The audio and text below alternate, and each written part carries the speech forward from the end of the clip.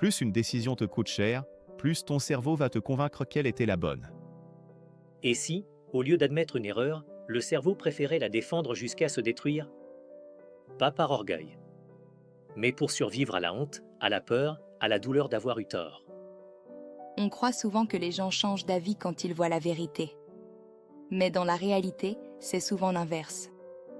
Quand une personne est confrontée à la preuve qu'elle s'est trompée, elle ne devient pas plus raisonnable. Elle devient plus défensive.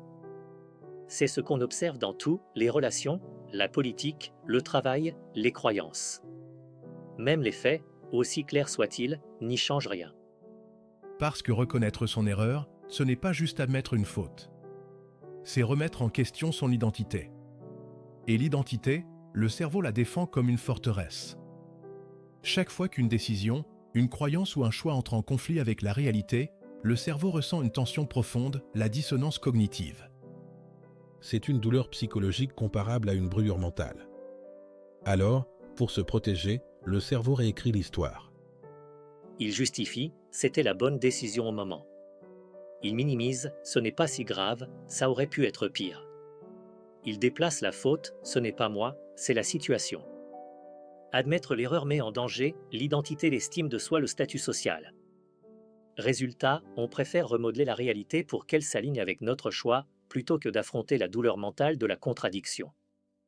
Et plus on défend une décision, plus on renforce l'attachement à cette décision. C'est un piège mental. Chaque justification qu'on fabrique alimente le besoin d'y croire.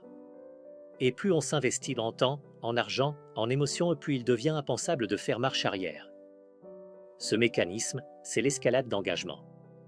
On continue non parce qu'on y croit encore, mais parce qu'on a déjà trop donné pour reculer.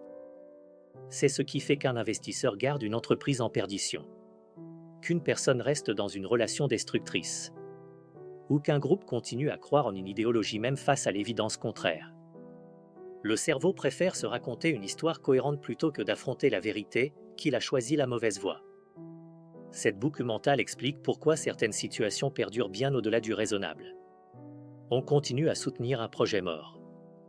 On justifie une décision perdante. On défend l'indéfendable. Parce que reculer, ça fait mal. Parce qu'admettre qu'on a échoué, c'est réécrire toute l'histoire qu'on s'est racontée. Et plus la décision a été coûteuse, plus le cerveau la sacralise. Il se dit, si j'ai souffert pour ça, ça doit forcément avoir une valeur. C'est ce qu'on appelle le biais des coûts irrécupérables, l'incapacité à abandonner quelque chose simplement parce qu'on y a trop investi. Reconnaître une erreur n'est pas une faiblesse. C'est un entraînement mental. Apprendre à dire « je me suis trompé », c'est désactiver le réflexe de défense du cerveau. C'est refuser la dissonance, l'ego, la peur du regard des autres. Les gens les plus lucides ne sont pas ceux qui ne se trompent jamais, mais ceux qui voient quand leur cerveau essaie de les protéger au détriment de la réalité. Parce qu'en fin de compte, ce n'est pas une erreur qui détruit le plus, c'est de refuser de la reconnaître.